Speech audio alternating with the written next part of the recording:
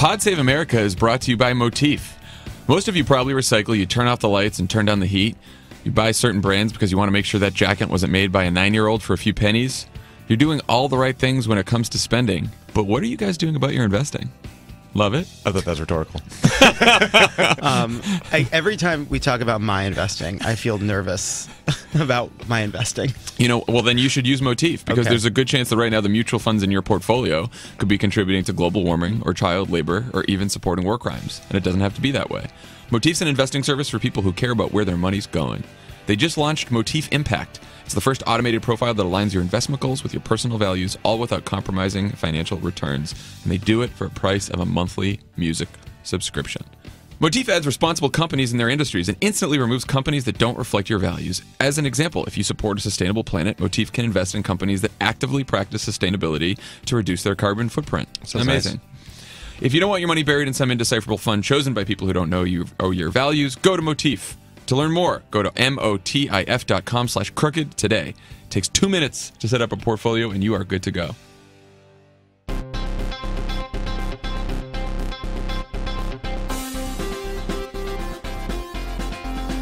Welcome to Pod Save America. I'm Jon Favreau. I'm Jon Lovett. Tommy Vietor. Today on the pod, we have the former head of the White House Office of Public Engagement and the longtime Obama political organizer, Yohannes Abraham. Friend of the pod. Friend of the pod. Iowa friend of the pod. Iowa friend. From way back when. Way back. I wasn't even a friend of the pod then.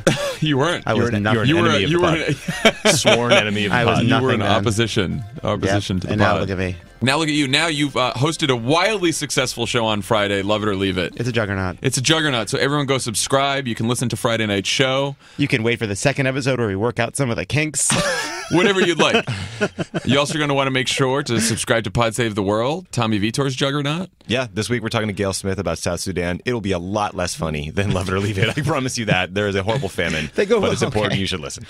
Love It couldn't even make a joke there. It's great. Yeah, this really is sad. the range of options Crooked Media offers you. Get used to it. And Anna Marie Cox is with Friends Like These. On Friday, she talked to Mythbusters guy. Oh, Adam Savage. Adam Savage. Myths busted. The myths were busted. And she talks about conspiracy theories. It's a great, timely episode. Go listen. Okay, guys, it's a good day.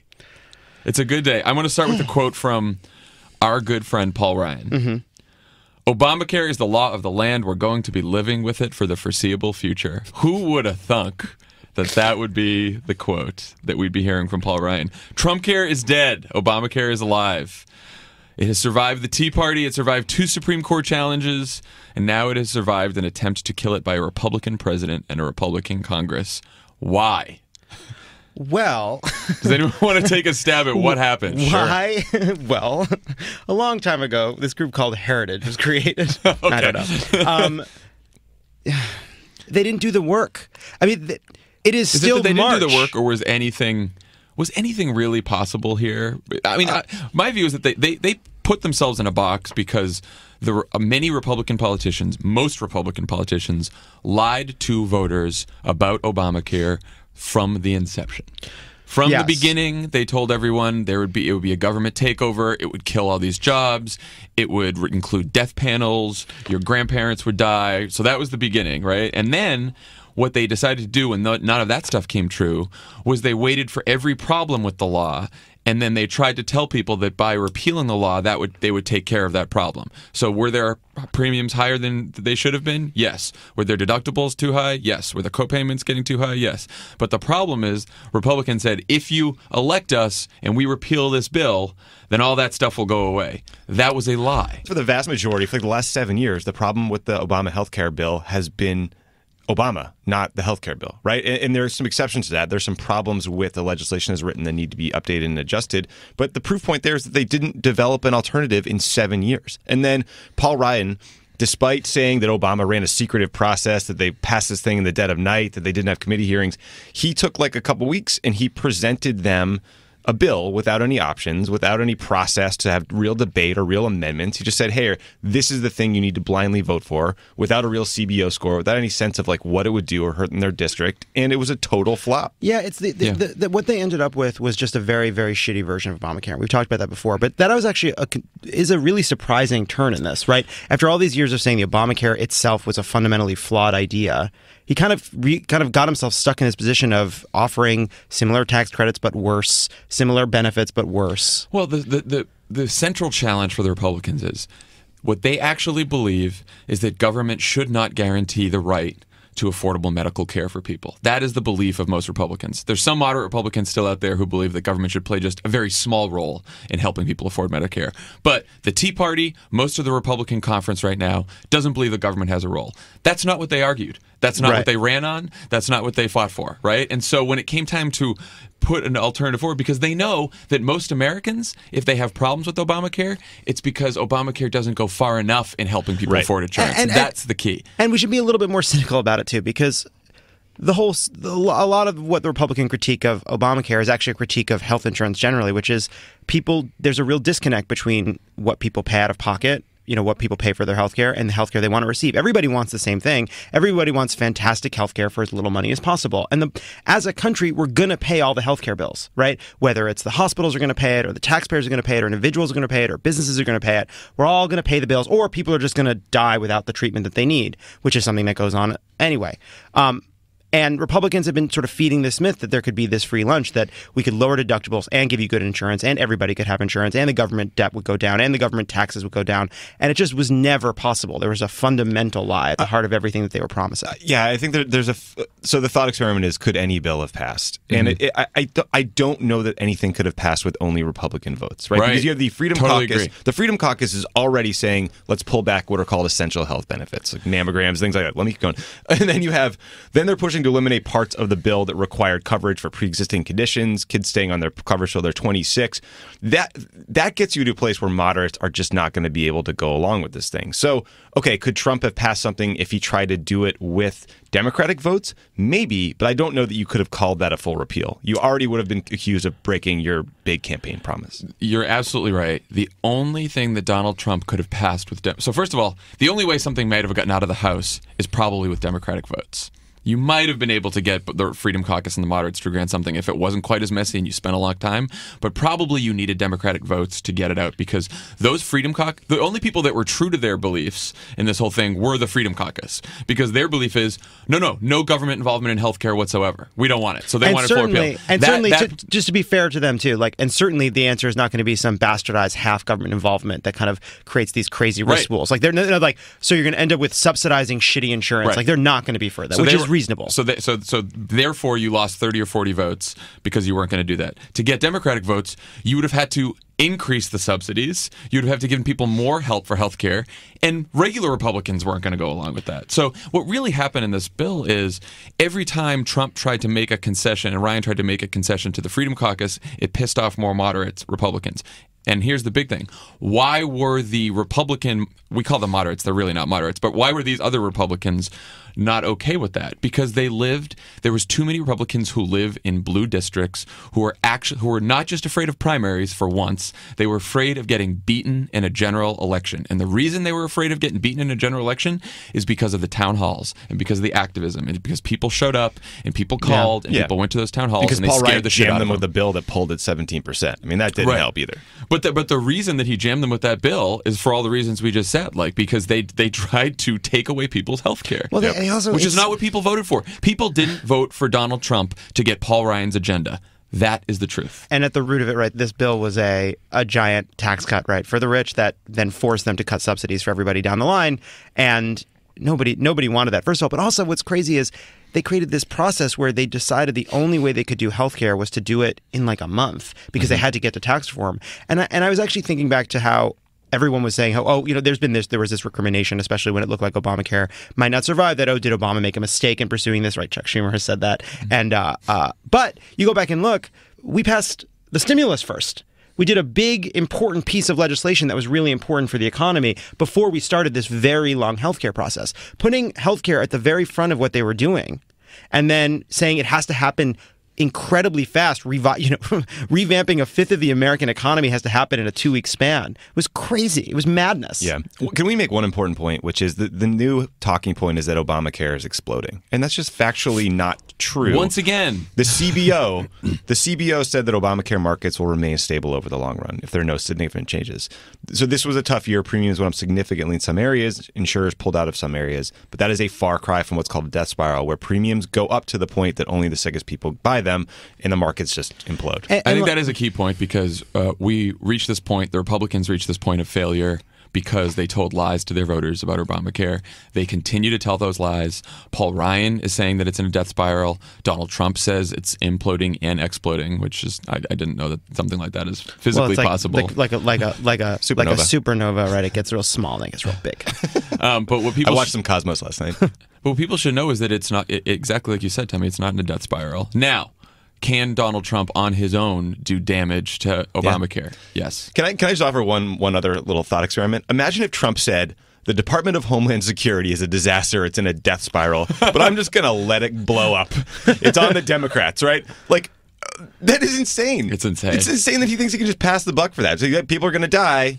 Whatever. It's not my fault. Democrats. It's there are problems with Obamacare. Like there are problems with the pools. There are problems with areas that only have one insurer at best. But those are really solvable. Those are solvable problems. And it's a non sequitur to say it's like it's the equivalent of saying that like the plumbing in my house is broken, so let's burn this house to the ground. Well, so let's talk about a few things that Trump can do to fuck up Obamacare and a few things that can be done to further solidify the program.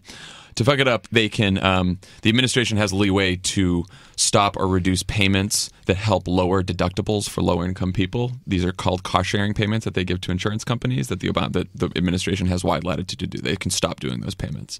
That would hurt people.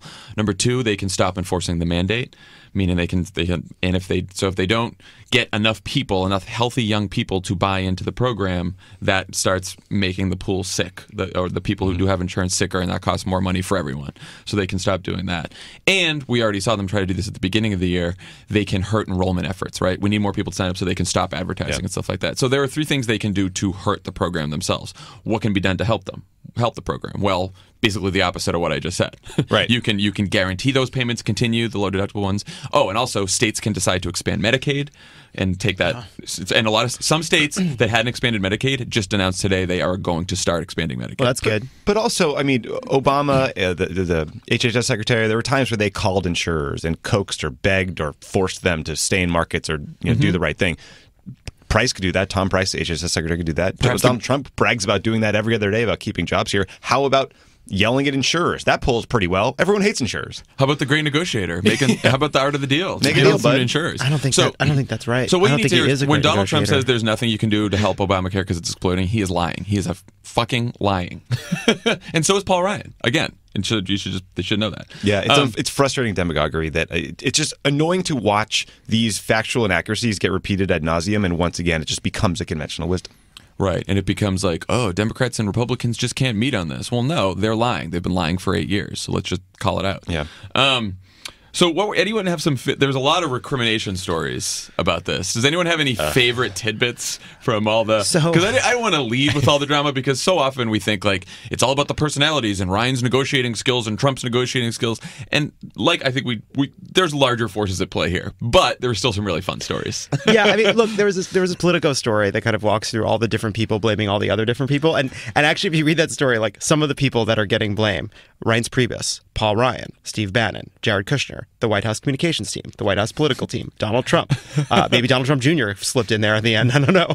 But what's funny about that is like the answer is yes. Like you're all responsible. Like this was a incredibly bungled operation, right? Like it was a mistake in theory. It was a mistake in practice. It was poorly executed. Donald Trump did nothing. I love, we keep coming back. Sean Spicer on Friday, like 5 seconds before the whole thing fell apart, was like, well, the one thing we can say is Donald Trump left it all on the field.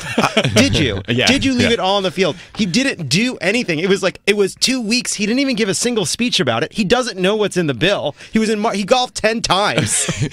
The amount of cognitive dissonance that the press corps affords Donald Trump is sort of my favorite thing overlaying all of this. For example, Trump says, hey, tune in to Judge Jeanine Pirro's show tonight. That has never happened in the history of Judge Jeanine Pirro's show. If you want a fun Judge Jean Pirro moment, Google Jean Pirro and page 10 when she literally doesn't have the page of her announcement speech against Hillary Clinton. I forgot she it's ran. One of the greater moments. But like Trump says tune in, and then she gives a 6-minute rant saying Paul Ryan is at fault. He screwed Donald Trump and he must resign. And then Trump's staff is like, nah, he had no idea, never talked to her, nobody gave him a heads up. He just happened to tweet that. I mean, I think we learned a few things about Donald Trump from this whole episode, or some of us already knew this, but I think everyone learned it now. He doesn't care about policy. He doesn't care about health care. I've not yet learned anything. I'll let you know when I've learned something. He doesn't care about keeping any of the promises he made because he said, I want health insurance for everybody and I don't want to cut Medicaid. He didn't try to do either of those things. He gets bored. He quits easily. He's not willing to take on his own party, not willing to be bipartisan. Basically, the only thing he cared about this whole time was winning something. Right. I want to go back to the story Lovett raised because it's just the amount of infighting in that White House. I mean, there's a quote at the end that's like, you couldn't even believe the amount of infighting. Like, it sounds like a Road Rules Real World Challenge episode or something. But my favorite is like, there's equities like the new Goldman Sachs people, Gary Cohn and Dinah Powell, are hated by the old Goldman Sachs people, Steve Bannon, and like that's one power center. Jared Kushner, who went to Aspen for 2 days in the midst of the biggest legislative priority being on the floor and caving, is getting a lot of heat. Deservedly so, by the way. You don't go to skiing in the middle of the... The only person who left... Big fight in the White House between the rich and the racists. The thing I do feel bad for them about is like, you have these people in the White House press office getting all this blame, and I've been in that seat where it's like, all the policies are a disaster. Everyone is leaking. There's infighting. And everyone is like, well, if the press office could just clean this up. It's like... Most of the time, the press team is not responsible for bad leaks for the same reason that janitors don't throw shit all over the ground, right? Because your job is to clean it up. I will say this.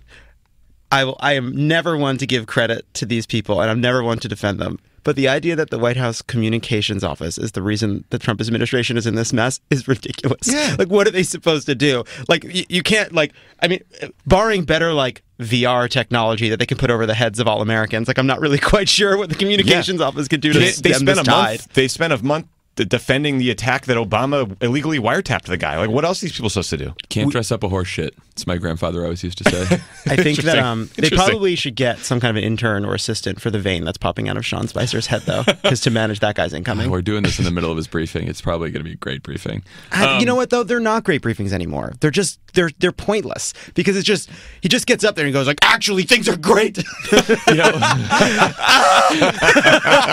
No, that's wrong, Glenn Thrush. You're being a child. Carl. Jonathan.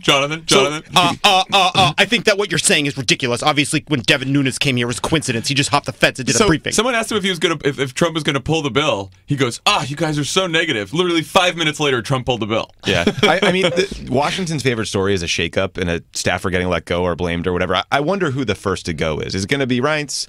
Could it be? Sounds like Reince. Priebus or Reince. Sounds like the same guy. Or Sean. I mean, it's. Trump is going to have to make a move to reset this narrative, and like I don't know what Reince, it is. Half dozen of the Priebus. I do really look. I said this during the campaign, and I still in my heart hope it is true that Reince Priebus will have to leave politics in the middle of the night with what he can carry. I always think about that quote from you. And I just every time I read a Reince story, and it's gone on longer than I expected, obviously, but I still have hope. I still have hope that that's what happens. If he left town really fast, what service do you think he would use? I think it might be a good idea for him to call Lyft. Yeah, it's called Lyft. Yeah. Well, I mean, you know what? That's good. It's good because safety is Lyft's number one priority. Every driver is fully vetted through a 10-point safety standard, including third-party criminal and DMV background checks. That's better than they do at the White House. Have those nice. So good. You don't have to worry about being safe and comfortable during your Lyft ride. Every car on the road has to pass a 19-point vehicle inspection. Lyft even has an industry-leading insurance plan protecting you the moment your Lyft driver picks you up. And Lyft offers you a better experience. With Lyft, you can tip in the app, so you have happier drivers, which means happier passengers. Lyft's new AMP device uses a color-coded system so you can easily find the right car. No more saying your name to your driver through a cracked window. That's why 9 out of 10 Lyft rides get a perfect 5-star rating. Right now, Lyft is offering Pod Save America listeners a special deal for new users. Get 3 free rides up to $10 each. That's up to a $30 value when you enter promo code CROOKED. Just download the free Lyft app today and enter the promo code CROOKED in the payment section. You'll start with 3 free rides up to $10 each. That's up to a $30 value. That's promo code CROOKED. Reince, be sure to use it. And then maybe do it as your next employment. They're also looking for drivers, right? Let's talk about what's next. We're all focused on what's next on the Trump agenda here. What is next? Enough of feeling good. Enough of feeling good. Yeah, there's lots to do. We should say that one more time. victory for all the people who called and showed up again. I just want to emphasize that point because Washington will continue to be focused on the Freedom Caucus and the politics between them and the Trump White House. But these moderate Republicans in these blue districts were scared. Right. They were scared because you called and you showed up, and we can't forget that going forward. There was no way for the White House to buy off the Freedom Caucus because they knew they would lose too many of the scared moderate members who were getting peppered with questions at these town halls. That is a dynamic we can repeat in the fights to come. Right? Except possibly the Gorsuch fight, which we will start with. Gorsuch fight, man. That's a tough one. Yeah. Has anyone learned? What have we learned about this guy from the hearings? It seems like not much. He's really good. I mean, right? Good at saying nothing. Because he's good at not answering questions. But that is the coin of the realm. I mean, ever since the Bork nomination, you have been trained to say absolutely nothing, but to say it in the most affable way possible, which means essentially just offering a basic compliment to whatever senator is barking at you at that moment, and then they feel great. I mean, that's what we've learned. He's very good at that. Have you guys heard about the frozen trucker case? I saw that Al Franken got Gorsuch. I guess we're gonna have to learn that he's gonna be around for 40 fucking years. This story is pretty incredible to show that this guy. This is someone who's going to side with corporations at just about most of his decisions. So this truck driver's brakes freeze. He pulls over, waits 3 hours for help. Keeps calling his employer, keeps calling everyone, I need help, it's really cold, the brakes are frozen, everything else. He starts losing feelings in his arms and legs. He then starts getting this early symptoms of hypothermia, right? And so he's calling emergency, I need help, I'm stuck here, but I don't want to abandon my truck, it's my job, but I can't feel, and then finally someone tells him you've got to go, you've got to run. So he unhitches the cab from the trailer and he drives away. He gets fired by his employer for unhitching the thing. So the majority in the court called the dismissal unjustified. All the different courts did. One person thought it was justified. Neil Gorsuch. Ugh. I did read that story. It's an awful story.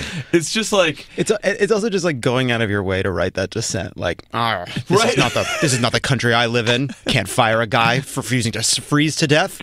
What is America if not a place where we put the property inside of a truck above the life of a truck driver? That's the America I grew up in. It's I don't think Neil Gorsuch did that because he hates truck drivers, but he's well, look, the law. This is what the text of the law says, and so we must just call balls and strikes and look at the text. And you don't think about context, even though Supreme Court justices have thought about the context around cases forever. Yeah. And forgetting about that context is exactly why Obama voted against Roberts. That's right. That's exactly right. That was his express concern about that nomination. Which you can read. We might have been wrong about that one. That guy kind of did us a solid on the Obama. And also, again, okay, we can say that was the reason, but it was a super political vote. So let's all stop pretending. If you read his Daily Coast blog from 2005, the politics of all this, I've decided that Neil Gorsuch is just not in the mainstream. It's just the whole song and dance. Would you vote for him? No, I'd vote against because I'm a political animal. Because I'm running for president. I feel personally torn on this. I obviously the good politics is to do what McConnell did, just rinse and repeat that approach of just obstinance about everything. But it just something about it feels wrong to me because I'm a weak-kneed Democrat, and that's just how I am. I started there, Tommy, and the more everything has played out, you know what? Schumer's whole strategy that we should not have a lifetime appointment given to someone who's under federal investigation right now, he's right. I buy that logic. I think that's the only, and I was thinking, we were talking about this over the past couple of days, that these Supreme Court fights are all so rote. It's the Democrats say he's out of the mainstream. A few of the more moderate Democrats get picked off and vote with the Republicans to put him on the court. Same would happen if it was a Democratic nomination. But this is a stolen Supreme Court seat. This is Merrick Garland's seat. It's stolen.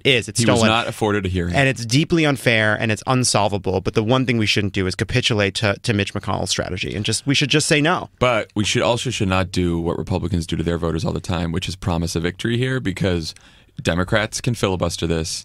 McConnell runs the Senate. They make the rules, and he will get rid of the filibuster for this nomination, and Neil Gorsuch will probably sit on the Supreme Court. Yep. Everyone should just be aware of this. And that's why I do think it's that we have a bad hand, but the best way to play it is to tie it back to the investigation, because it reminds everybody about this insane situation we are, where Donald Trump, who should not be president, is nominating someone for a seat that should not be open. Yeah, Schumer's strategy is very smart. You have to give him credit. I think they came up to a pretty good rationale for why this should be slowed down. Yeah, maybe the idea that we're going to preserve the filibuster for the next Supreme Court justice, Mitch McConnell's going to agree to that. He doesn't care. something is maybe even more immediate than Gorsuch, which is the government will run out of money on April 28th or 29th. I can't remember the exact date. 34 days. So you would think, since we have a president of one party and a Congress ruled by the same party, they would just be able to pass what's known as a continuing resolution, which means same amount of money is spent everywhere, and we just keep going until we have a bigger debate. Okay, but here's the catch. The Freedom Caucus will probably want to defund Planned Parenthood in this continuing resolution. There are not 60 votes in the Senate to pass a continuing resolution that defunds Planned Parenthood because Democrats will not buy that. Probably Susan Collins wouldn't go for that, or Lisa Murkowski. They've already said that, 2 Republicans. So they also are both, what do you call it, women. Women. They are also both women. If they can't settle this, then that means that Ryan, in order to pass something in the House, will need Democratic votes. This is just a unconscionable, shamelessly partisan, base-pleasing thing they're doing, right? They know full well that most funds for Planned Parenthood have nothing to do with abortions. There's a very principled pro-life position out there that one can take and that I fully respect. This is not that. This is unconscionable. It's sexist. It should not happen. Well, actually a point that I've heard Cory Booker make, which is a good one. We talk about it as defunding Planned Parenthood, but actually we're falling into their trap. It's not defunding Planned Parenthood or funding Planned Parenthood. It's allowing Planned Parenthood to be reimbursed like any other healthcare organization. So I think like that's the important thing to come back to, that like it's just treating them like any other provider, and they are just an important healthcare provider. It's not that complicated. That's it. That's the point I wanted to make about that. So what does Donald Trump do here? He makes the deal, he brings people together and he negotiates, and then he says, hey man, he says, he comes up to the table, he goes, here's how you do it. You walk in the room and you say, I'm not for this, and you walk out of the room, and that's how you start it, and then you come back in. And then Steve Bannon makes a list. I mean, the thing, like there's something that makes me feel a little bit, back to the petty grievances part of the talk, like it is nice to see all these lazy criticisms of Obama not playing golf with people or inviting them to barbecues or coming on Air Force One are proven to be as silly as we all knew they were at the time, which is just that Congress doesn't work that way. They have real reasons that they vote for or against things that have a lot to do with politics and not a lot to do with how nice Barack Obama was to you. But it makes me fearful for Trump's options here. Donald Trump is president for 1 month, and the last thing he said for this bill is, I'm not talking to another fucking member of Congress. They are nobody. That's why they're in Congress. If they were the kind of people wanted to talk to, they wouldn't have to fill the hole in their hearts with campaigns. Well, and let's give because it was silly when they said this about Obama, and it's silly now. All the things it says Donald Trump needs to take them out on the golf course more and like hang out with Mark Meadows more and be buddy-buddy with Paul Ryan.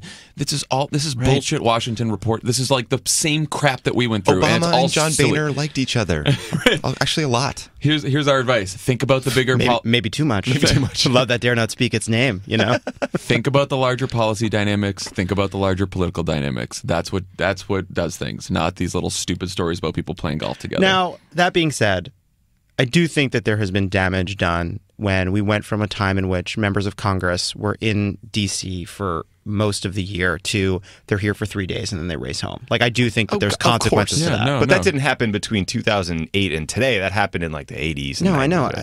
Everything's not about Obama, Tommy. Look, David. Well, for me it is. Look, David Gergen, you have I'm just pushing back on your silly straw man. I just think... Look, in fact, I... No, but I... Tip O'Neill and Ronald Reagan. Tip O'Neill and Ronald Reagan used to go get a beer. It was super good. Don Fournier over here. Quoting pundit Lovett. A pox on both their houses. Okay, so the government shut. I don't know what. I think Ryan has to either have to tell the Freedom Caucus live to fight another day on this, or get Democratic votes for a continuing resolution. Which I don't know. The Democrats will go for that. I don't think. You have Pelosi in the New York Times today saying that we're emboldened. We see no reason to work with this president. And like back to like the basics of being president in terms of relationship building and management of Congress. Trump has certainly done the bare minimum amount of work with Republicans. He has done nothing to try to reach out to Democrats. Not one thing. Period. You don't think calling Chuck Schumer fake tier Schumer is reaching out to Democrats? You don't think calling Nancy Pelosi a loser on Friday is the way to reach out to Democrats? Blaming them for a bill that his own party openly tanked. You don't think that calling their favorite president an imposter president because he was born in Kenya and then accusing him of wiretapping your phones, you don't think that's reaching out to Democrats? Interesting. Not the olive branch we were hoping for. That was, by the way, we moved past this pretty fast, but it's actually worth remembering that Donald Trump Trump in his Twitter has already blamed everyone. He blamed Democrats, the Freedom Caucus, Paul Ryan. He's just running down his list. Yeah, now it's like Olive Branch. He's going to reach out to Democrats. The whole thing about Donald Trump's going to reach out to Democrats is said as a threat to the Freedom Caucus. It's not said as a it's like, hey, Freedom Caucus, if you keep fucking with us, we're going to ask some Democrats for help. Oh, okay, good luck doing that. And by the way, who wants to be that backup prom date? The insane person I asked to the prom said no. And so you, the person I obviously don't like and made fun of in homeroom all year, will you go to the prom with me? No, we will not go to the prom with you, Donald Trump. To your point about how Donald Trump has blamed everyone on Twitter, it's also funny. Like, every time you pick up the New York Times and you read a story by Maggie Haberman that has like sources quoted to Trump in the story, it's Donald Trump who's the source close to Trump, just destroying his entire team, his staff, his son-in-law, the Freedom Caucus, everybody. I mean, it is a blitzkrieg of blame. I like that. Blitzkrieg of blame. We got a title. That's like a column. We got a title. I don't like the idea that we're going to start doing the titles during and like be really proud of ourselves. Yeah, well, because you didn't say it. Yeah, it's got to be 100%. All right, let's go to the next thing on the agenda, because we haven't solved the shutdown and we haven't solved the Gorsuch thing. But the other big one that they're all saying is, okay, we couldn't get healthcare done. We're moving on to tax reform. We've all wanted tax reform anyway. Even during the healthcare fight, Trump was like, I just got to get this healthcare thing out of the way so I can go to tax reform. Well, I mean, it's funny. The healthcare part of the healthcare bill was the part that they couldn't agree upon. The part they love is the tax cuts for the rich. So now they're like, what if we just did a bill that's all that? So I'm just going to set up a quick context and we can talk about it. Here's the issue with tax reform now. They want to pass tax reform through a reconciliation bill. That was the same device they wanted to use for Obamacare repeal, which means they would only need 50 votes in the Senate, 51 votes in the Senate instead of the 60, right? In order to do that, the tax reform cannot increase the deficit. And so that means that they would have to find spending cuts or tax increases other place. Cutting Obamacare was going to be their spending cuts, right? They were going to try to lower some of the deficit they can't do that now. So now they want to have $1 trillion in tax cuts that they have to come up with money to pay for, which means that they have to increase taxes on some other people, or they have to find even more spending cuts, which I don't think that they can do. And just as so they are going to have a real problem doing tax reform. And we should actually step back and say, like, what is tax reform? What is tax reform generally, and what is tax reform to them? So the tax code is super complicated. It's filled with a bunch of junk. It means that you could ostensibly, without increasing the deficit, lower all the rates while getting rid of a bunch of deductions and things that kind of distort the market and distort the economy. Very popular like deductions. Your mortgage deduction. Well, right. So there are deductions. There's healthcare deductions. There's mortgage deductions. Then there's also the fun private jet deductions and all those things that are in there as well. And then also the way that we kind of reward investors over workers and all that stuff. And so there is a kind of a version of bipartisan tax reform that would be popular and like a good thing to do, which would be without increasing the deficit, lowering tax rates while getting rid of a bunch of tax policies that kind of spend money through giving people tax breaks. But that's not what they want to do. What they want to do is cut taxes for rich people, kind of give people a little taste of a tax cut for the middle class and the poor, while drastically reducing spending to pay for it. It's just these guys are so outwardly ideologically inconsistent. The whole idea behind the Tea Party rallies initially was that debt was a huge deal, that we weren't paying enough attention, that we needed to stop this runaway spending. But then you have Mark Meadows, who's the chair of the Freedom Caucus, said he's cool if tax cuts are not offset by spending or new revenue streams, which will absolutely lead to the deficit be increased unless you still believe in supply-side economics and the Laffer curve and all the things that have been discarded by history. So the one idea they have to raise tax revenue with this tax cut, so they want to have a giant tax cut for corporations. They want to bring the corporate tax rate down 20%. Donald Trump says 15%, which is sort of crazy. But in order to make up the money, they want the Bannon and Paul Ryan have an idea for a border tax, which is a tax on imports, right? Which means that, and then they would lower taxes on exports. Ideally, this would, make companies sort of hire people and make goods in America, right? The problem with that is, if you start taxing imports in this country, it is going to raise prices for consumers who are buying goods at places like Walmart and everywhere else. Yep. And by the way, other countries will see this and be like, okay, now we'll tax your stuff. And that's how you get a trade war. And then World War I's back. And we all love that. Who doesn't want to go back to that? Not this guy. That's another thing that Paul Ryan has seemingly dreamed about since he was hanging out by the keg with Rich Riley. I just don't sometimes I don't get the things that he is passionate about. Why are you passionate about a border adjustment tax? How is that your thing? Because it's a way to give rich people more money. That's what it goes. That's to. it. a border adjustment They were tax? in that law. Well, no, because not really. it's a Trojan horse for that because it allows you to cut the corporate rate and cut individual rates for wealthy people, which is what he wants to do. But also, this was, terrible. and in that there's this long Robert Draper piece, and in it was one of the little fun conversations between Ben and Ryan is like they bonded over the fact that they both want to get rid of the estate tax. Yes, It's like that story, man. Oh my god, that Well, sounds that's like the what's- worst dinner ever. That's to your point, Tommy. That's what he really wants, and the border and the border tax is just one way to raise the money to do the other Yeah, stuff. I guess I don't know that, but it's just another thing he's seemingly been dreaming about for a decade, and it's just a very strange. Well, it's a place perspective. where there's this right. Like this is this. There is a theory that Bannon has that like this economic nationalism, which is you create a bunch of incentives to create jobs in the U.S. and one of the way you do that is by taxing things that come in. I mean, it's a dangerous game to play, but there is a theory behind it. Getting rid of the estate taxes is lunacy. It's unconscionable. So tax reform is going to be tricky. They might. I mean, they could end up with just a smaller tax cut for the wealthy, maybe some middle class and some companies, and maybe not pay for. I don't know. They can't increase the deficit, so they close some loopholes. They do something smaller. That that's seems the to key. be. It has to be a scaled down cut, a significantly scaled Seems down. to me that's where we're headed. Anything they do on trade is going to be tough because you need 2/3 of both houses to redo a trade agreement. That's going to be tough for them. Infrastructure, they want the big infrastructure bill. If the only way to get Democratic votes is to do real spending, which the Freedom Caucus and the Republicans are not going to want, it's tough. Yeah, it turns out a rhetorical president wasn't the right fit for these times. These are very complicated matters. Also, let's just enjoy our, bicameral legislature and 3 branches of government in the Constitution protecting us from a demagogue in the White House.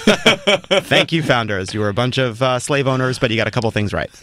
I mean, moral of the story here is that Donald Trump's election did not fix or even begin to fix the deep, deep problems within the Republican Party, right? Which is that they have a large wing of their party that has been fueled by Steve Bannon's Breitbart and Fox and all the rest with a bunch of lies about how government's evil and all this kind of stuff. And so these people there's a big part of that party that is very extreme that is not going to be happy unless there is no government spending, all tax cuts, no social programs whatsoever.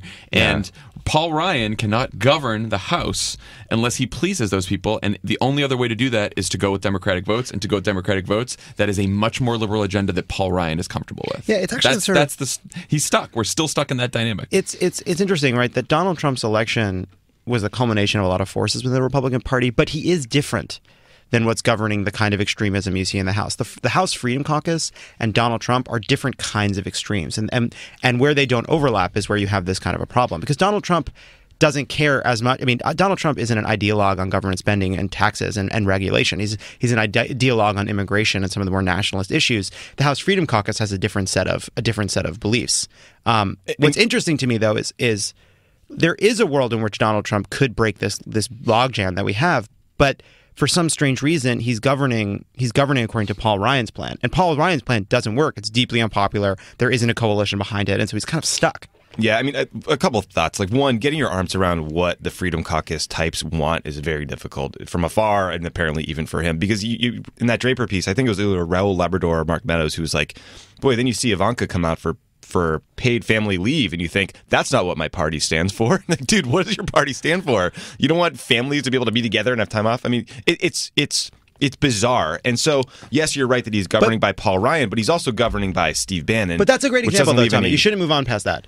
That's a great example. I don't think he was good. No. You just interrupted him. Well, no. What do But you like the paid family leave, they don't believe in paid family leave because they don't believe that that's the role of government to kind of enforce this kind of a precedent. Exactly. The Trump White House does. That's a sincere belief on the part of the House Freedom Caucus that the government has no business dictating to companies when people have to have time off. That's a reasonable position to take. I don't think it's the right one, but it's a reasonable, consistent position with what they believe. It just doesn't work with what this White House wants, right? Like, that's the divide. Like, Donald Trump is not a free marketeer. It's just not who he is. It doesn't work with what the White House wants, and it doesn't work with what people want, right. Especially the people who voted for Trump. This was the case on healthcare. This is the case on that. Or any of the social platforms they put forward that put government very much into your life at all times. I mean, just this Ryan agenda that government has no place in people's lives, you're right, is a completely legitimate argument to have. It's just not what they've run on. It's not what Donald Trump ran on, and it's not what most of the coalition of the Republican Party wants, or the coalition of the Democratic Party. This is the fundamental challenge that they're all facing. And we are they're lucky. We are lucky as Democrats that Donald Trump is not governing according to this sort of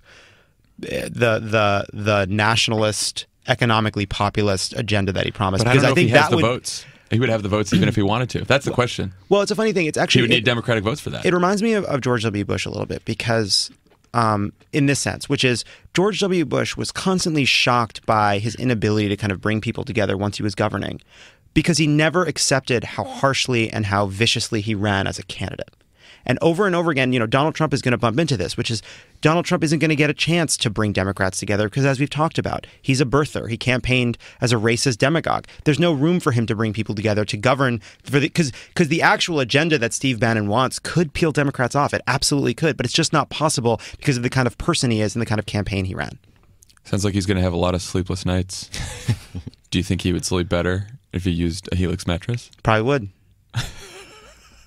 Night after night, two people lay in the same bed. If you're lucky. But when it comes time to buy a new mattress, only one gets their way. What? Until now. Introducing Helix Sleep, where you can buy a mattress online, customized for both of you for hundreds of dollars instead of thousands. Are you part of a couple that can't resolve your differences amicably without the help of a new company? Helix Sleep.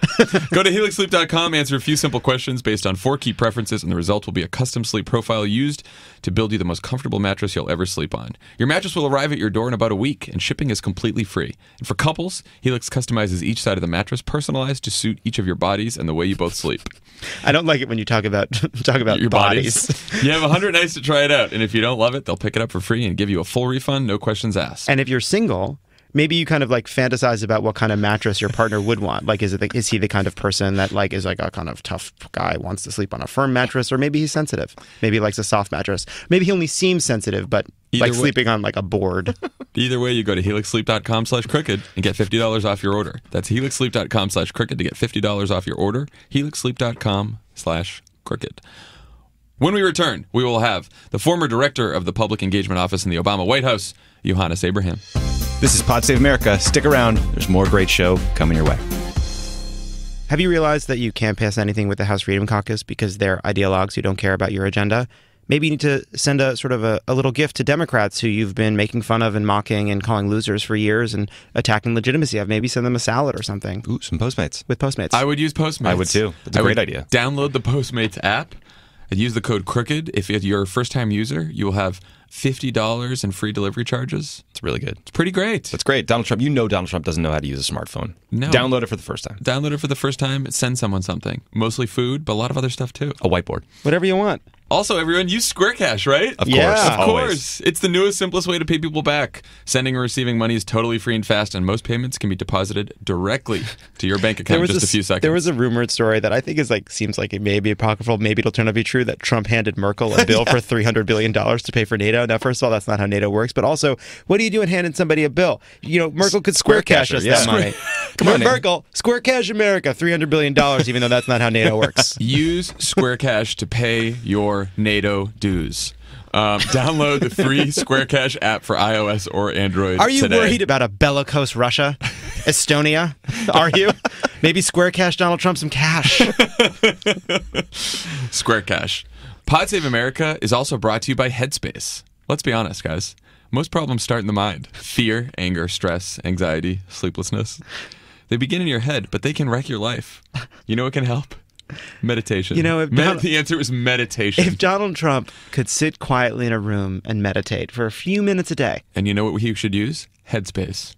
There's a mountain of science showing the positive effects of meditation and mindfulness, and the Headspace app provides guided meditations you can use whenever you want, wherever you want, on your phone, computer, or tablet. Tommy? I got to say, last year, this election nearly drove me insane, and I downloaded the Headspace app, and it actually works, and it actually helps you feel a little more relaxed and comfortable and go to sleep. What would you be like if you didn't have this? I have no idea. Not good. They have sessions focused on everything from dealing with stress and anxiety to eating healthier, sleeping better, and even being more creative. It's 1% of your day that can change the other 99. So download the Headspace app and train your mind for a happier, healthier life. Learn more at headspace.com/crooked. That's headspace.com/crooked. It's a great thing. Try it. You get 10 days free. There's no downside. Perfect. Maybe I'll meditate. You should. It'd be fun. Maybe it's time for me to meditate.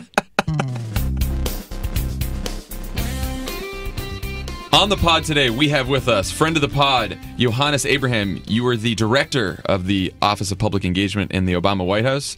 deputy national political director in 2012, and just a longtime organizer. How's it going, man? Things are good. Things are good. Is it weird that I got dressed up for this? No, not at all. Everyone You mean does. Lovett didn't?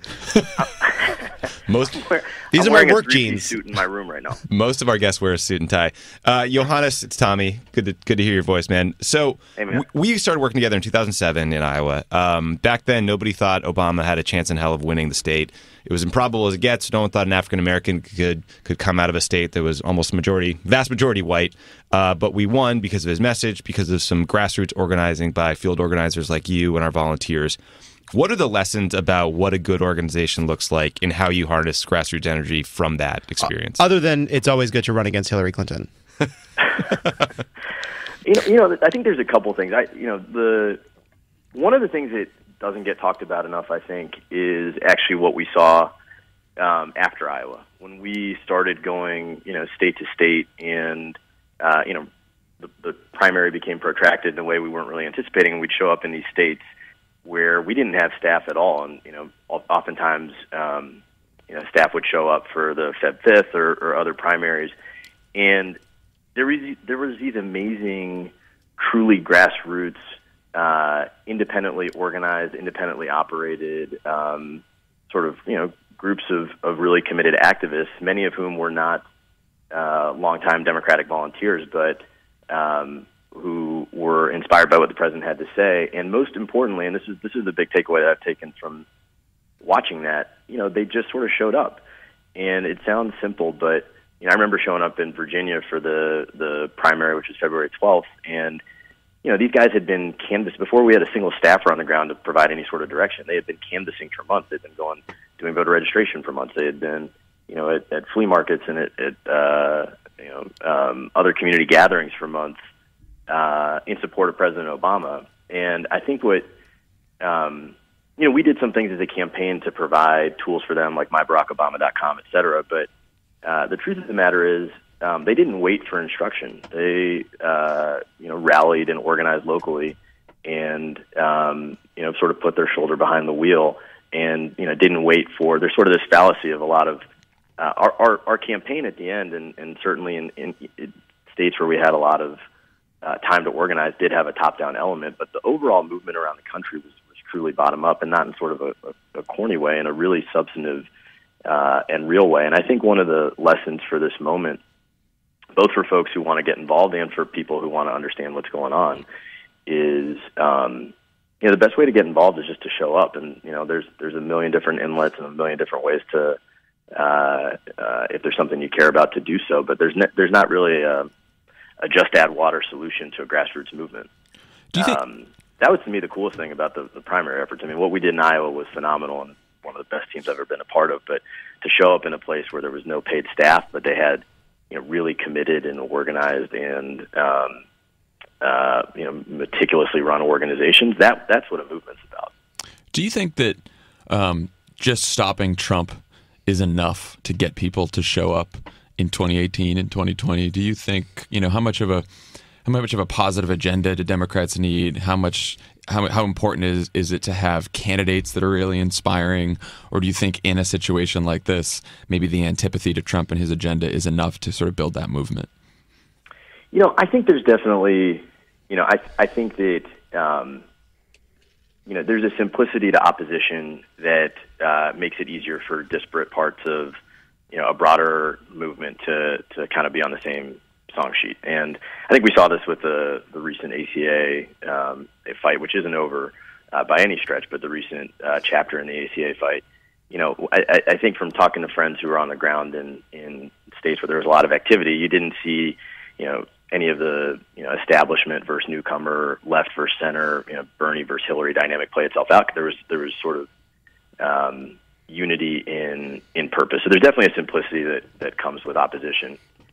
I think this is my bet. I think what we're going to see is, I think we've already seen this in the context of the immigration debate. We've seen it in the context of the healthcare debate, is that I think opposition to Trump in the first instance is going to breed a new generation of people who understand the importance of specific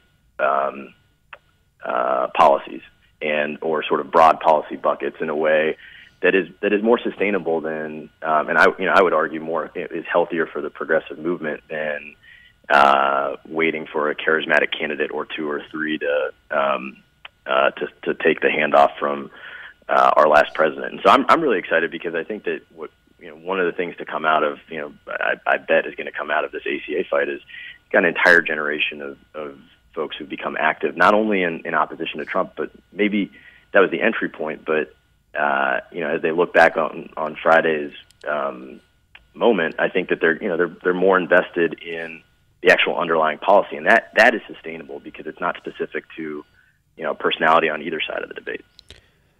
So we've seen this kind of surge in activism, especially around things like ACA, and then in LA, LA had hundreds of thousands of people come out to vote, and then hundreds of thousands of people to come out to march, and then one of the lowest election turnouts we've ever had.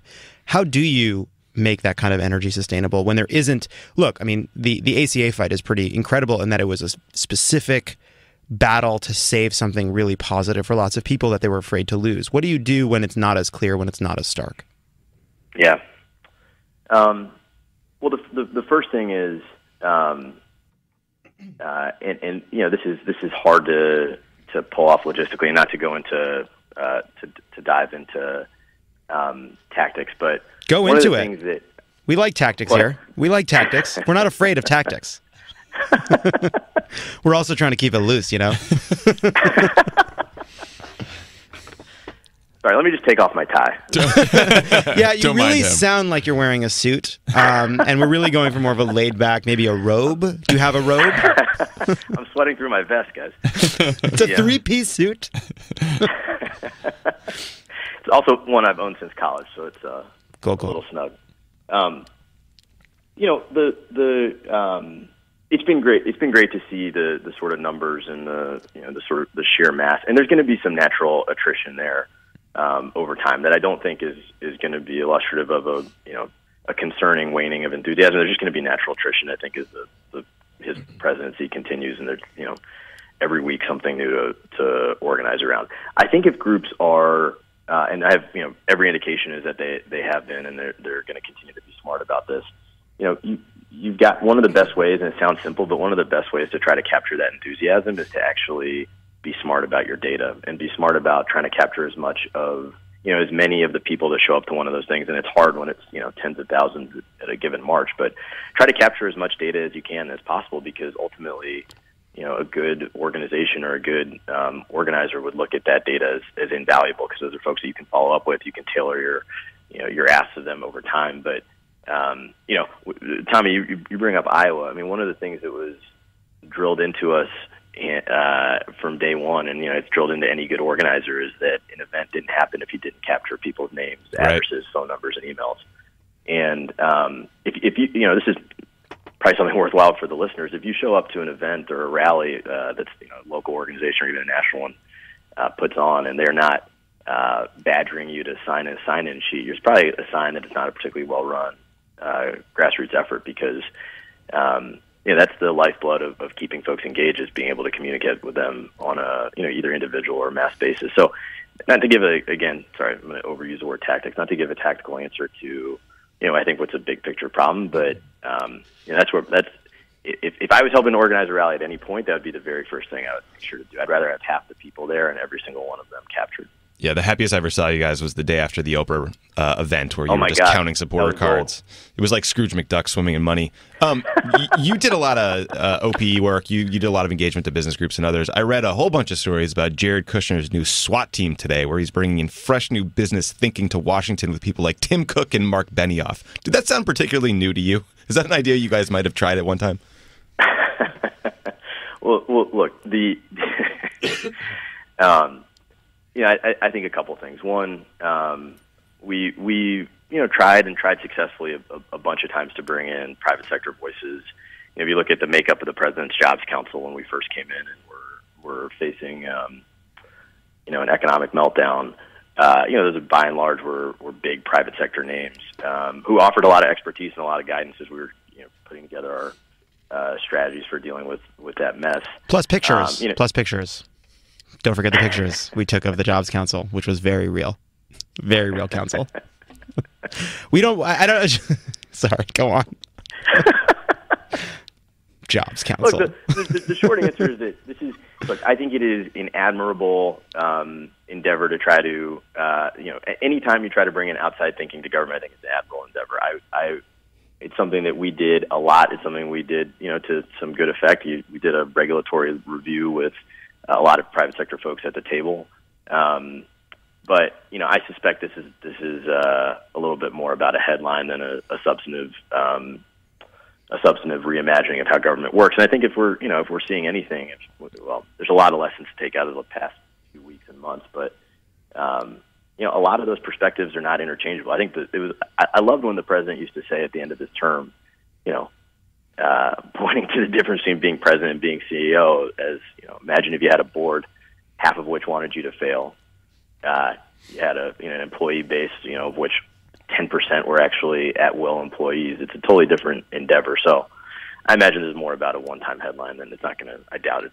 Well, I'd be highly surprised if it led to any sort of substantive change in the functioning of their administration. Probably good, because Jared's probably got to get back to finishing up Middle East peace. That's kind of two big tickets, and perfecting the mogul course. Right. Plus, he's got skiing to get in. The most intractable foreign policy problem of multiple lifetimes and restructuring the entirety of the U.S. government is a pretty big portfolio. Pretty easy. Well, he did briefly work in real estate, so I think that's an experience he can use and bring to bear. So we get asked a lot by people, what can I do to get involved? I'm not in a red state. I'm not in a swing district. And pretty much our answer is show up at a rally or go to a town hall. What other things can people concrete steps can people take to be involved who maybe haven't been in politics before, but they're interested now and they want to help? What would you suggest? So let me. This kind of ties back to my observation that I mentioned earlier about when we were going state to state on the Obama campaign during the primary, what we saw in terms of folks just showing up. There's a lot of talk, good talk, and I think accurate introspection in the party right now about the importance of winning at the state and local level down ballot. And there's a lot of there's sort of this what I think is going to be a really healthy natural selection of. That's a really conservative thing to say, but really healthy natural selection of groups that are emerging to try to get people plugged into running for office, et cetera. But the truth is, it's as simple as showing up to almost anybody listening has probably 95% has a functioning or semi-functioning county Democratic Party. The core goal of which is to win at the state and local level and to field candidates for office at the local level primarily. And you might not be in a swing congressional district, but it's almost there's almost nowhere in the country that has at the county level across the board blue elected officials. And I would say, look, if you're looking for a hyper-specific, tangible thing to do, I'd show up to your county Democratic Party, I'd Google it, and I'd show up, and there's almost invariably an appetite for committed, free, volunteer labor in terms of helping to identify candidates, supporting those candidates, providing whatever your talents or expertise are in service of the candidates that are running locally. And look, if you find, and this is what some of our volunteers found in 2008, if you find that your county Democratic Party is not run by a group or somebody that you see eye to eye with, or you find that they're not a great entry point, then you can try to find another inlet. You can run for a seat on that county party and shape it in the way that you want it to do. But from a hyper-specific political perspective, it has nothing to do with the DNC and all the debates around the DNC. It has nothing to do with even state parties. I would literally Google your county or city party and show up to their next meeting. They'll put you to work. The very first thing I ever did in politics was intern at the county Democratic office in Nassau County. And the other thing that happens when you show up at a local county office is you realize, you show up sober, they make you foreman. you can do a lot of good there. Lovett took over in no time. Yeah, I was running that place. Yohannes, thank you so much for joining us. We appreciate you, and we'll talk to you soon. Thanks, guys. Take care. Thanks, buddy. Thanks. Take care. Bye. That's our show for today. Thank you to Yohannes Abraham for joining us, and we'll see you again soon. What a week. What a week. It's only Monday. Bye, guys. Bye.